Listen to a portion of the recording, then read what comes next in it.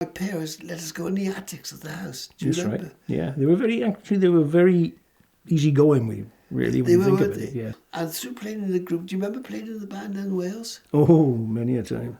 Many a time. You know what it was like. It was fighting all the time. Down the valleys. You were lucky. You were lucky if you came away with your head intact. It was weird. They were terrible, weren't they? Down the valleys for fighting. Yeah, God, they were. Exciting days, though. They were good days. The only thing is, you used to get a stiff neck, really, because you were frightened to death to look at the girls. Yeah, because the boys were happy with you. They'd have had you. Yeah, they were. In all fairness, the boys, they loved it.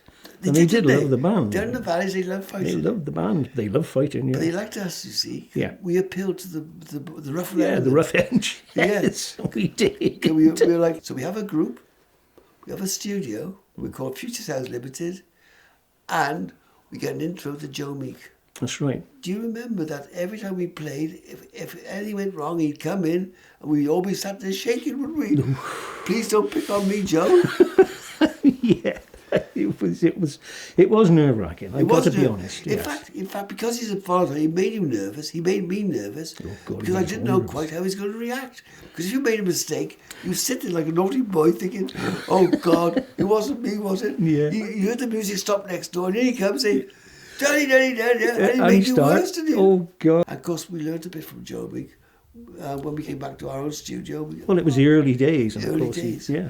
And that was the techniques used at the time. Yeah, and I noticed how he miked the drummers up, close mic them, everything up. Yeah, that's right. He put tea cloths over some of the tom-toms to make them dead. Yeah. Things like that. He advanced of his time, really, wasn't he? I think he was way ahead of his time, to be honest. You do? Yeah. I agree with you. He was experimental, really, wasn't he? He was very experimental. His control room was it was like a kitchen.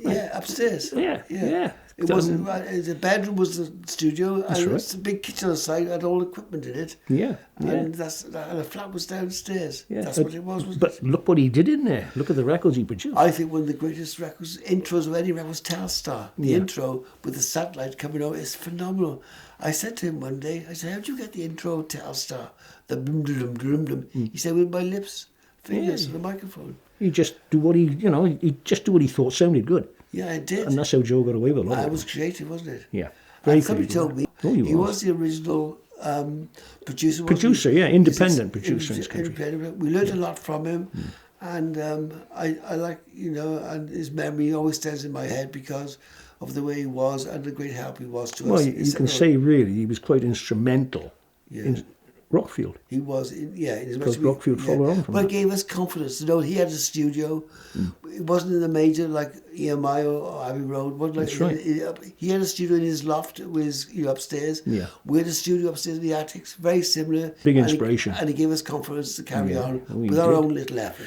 Yes, he did. And if you didn't follow his ideas, His ideas, you were in trouble. Yeah.